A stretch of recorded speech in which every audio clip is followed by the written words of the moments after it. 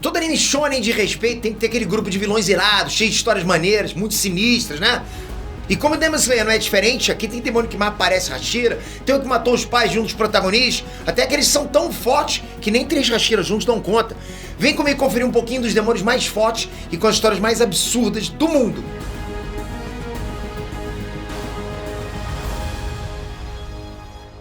Renestrante, Peter aqui! E galera, eu falei que se vocês comentassem aqui pra gente trazer mais vídeos de Kimetsu, além das análises, lógico, eu iria trazer, não falei? Falei, pois é. Como promessa é dívida, bora falar das maiores ameaças do mundo de Kimetsu. As luas superiores. Os 12 Kizuki, ou 12 demônios da lua, são uma organização com os demônios mais poderosos do mundo, e todos seguem as ordens do Muzan. E essas 12 luas são separadas entre 2 grupos, as luas inferiores e as superiores. Nesse caso, galera, a lua superior número 1 é a mais forte de todas, e a lua inferior número 6 é a mais fraca de todas. Entende a escala de poder? E para vocês terem uma noção, os inferiores são bem fortes, mas mudaram várias vezes ao longo dos anos, porque os Hashiras viviam matando eles. Só que demorou mais de 100 anos para um Hashira conseguir matar uma única lua superior. Ou seja, já dá para ver o nível dos caras, concorda? Então chega de enrolação e bora falar de cada um. Número 6, Daki e Gyutaro. Bom, o Gyutaro cobrava a dívida das pessoas quando era criança, por isso ele era uma criança bem sinistra, né? Tipo, agiota, né? E na época a irmã dele se chamava Umi. Com o passar do tempo, eles tiveram um jeito louco de pensar, que é o seguinte: se eles podem tomar alguma coisa, então eles têm que tomar. Ainda mais se aproveitando das vantagens de ser demônio pra isso. E por reconhecer a força dele, o Muzan abriu uma exceção e deixou a Daki ser uma lua superior junto com o Gyutaro. Só que quem era o número 6 mesmo era o Gyutaro, que já tinha devorado mais de 15 Hashiras, né? Enquanto a Daki tinha devorado só 7. Só 7. Fora os dois terem ataques absurdamente fortes e uma regeneração bizarra, o Gyutaro não usava veneno pra piorar tudo ainda mais, né? No final foi só graças a Nezuko que todos ficaram vivos, mas só depois de um esforço absurdo, Dozui perdeu a mão e muita gente do distrito morreu no meio da luta. Número 5, Gyoko. Galera, o nome de humano dele era Managi e ele vinha de uma família de pescadores. Mas ainda moleque, os pais dele saíram e nunca mais voltaram. Pra comprar um cigarrinho, né? E eles acabaram morrendo afogados. E o mais sinistro foi quando os corpos deles voltaram pra praia e o Managi começou a ter um fascínio bizarro por cadáveres. Isso foi criando um efeito cascata, que ele acabou matando uma criança, foi zoar com esse gosto peculiar dele. O Managi matou essa criança e colocou ela dentro de um pote de guarda-peixe.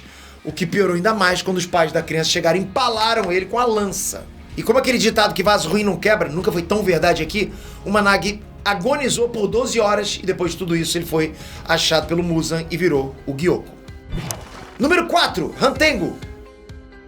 Galera, o Hantengo era o pior tipo de pessoa, tanto que os vários crimes que ele cometeu iam desde roubar pobre e inocente até matar mulheres e crianças, só por desgraça.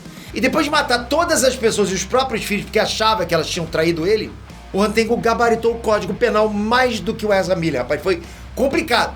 Nisso ele foi preso e enquanto ele esperava para ser executado, o Muzan transformou ele num demônio. Nesse caso, esse aqui já era pior do que um antes mesmo de se transformar.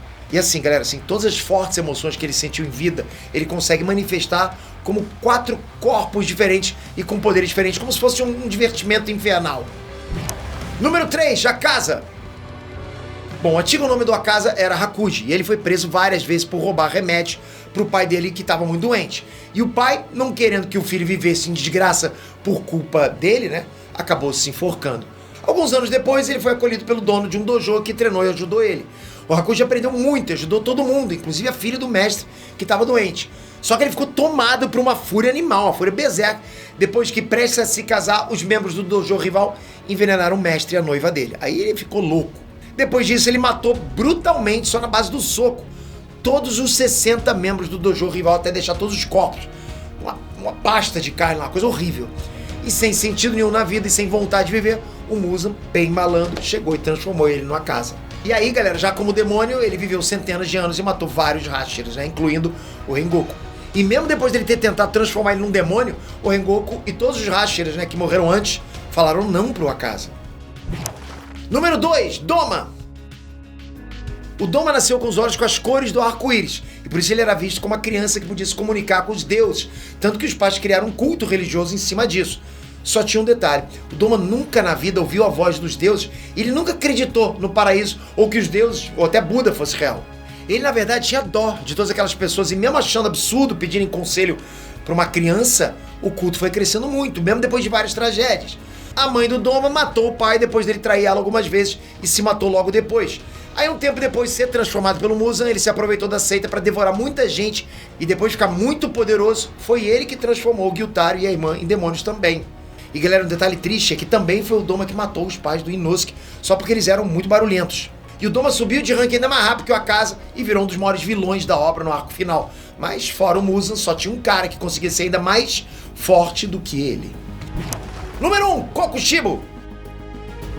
O Kokushibo viveu como humano há mais ou menos 500 anos. E o nome dele era Michikatsu Tsugikuni. E sim, galera, não é coincidência que eles eram tão parecidos. O Kokushibo, né, ou melhor, o Michikatsu, era o irmão mais velho do Yoriichi e foi o exterminador de demônios mais poderoso que já existiu. E por ser da mesma família do cara que inventou o estilo de respiração do sol, o Kokushibo também é o ancestral do Muichiro Tokito. E do mesmo jeito que o irmão criou o primeiro estilo, que foi o do sol, o Kokushibo inventou o estilo de respiração da lua. E por isso ele também foi o primeiro demônio a usar a técnica de respiração. Ou seja, o cara é praticamente um sub-Hashira demoníaco que tem um estilo muito sinistro, porque ele combina com o poder de sangue demoníaco nos ataques. O Kokushibo pode mudar a forma de espada dele ou ativar várias lâminas pelo corpo, porque ela é feita da própria carne mega resistente dele.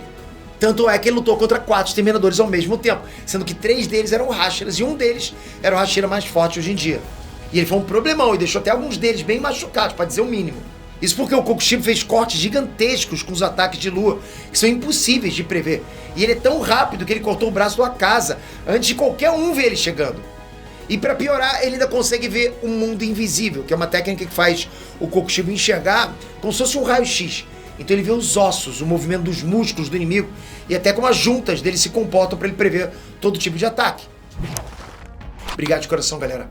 Toca aqui, se inscreve no canal, ativa o sininho agora e vamos continuar cobrindo tudo de Demon Slayer, de Naruto, de Dragon Ball, de anime no geral, porque a gente gosta demais disso. Parece que nunca acaba, né? A gente sempre gostando disso, não importa a idade.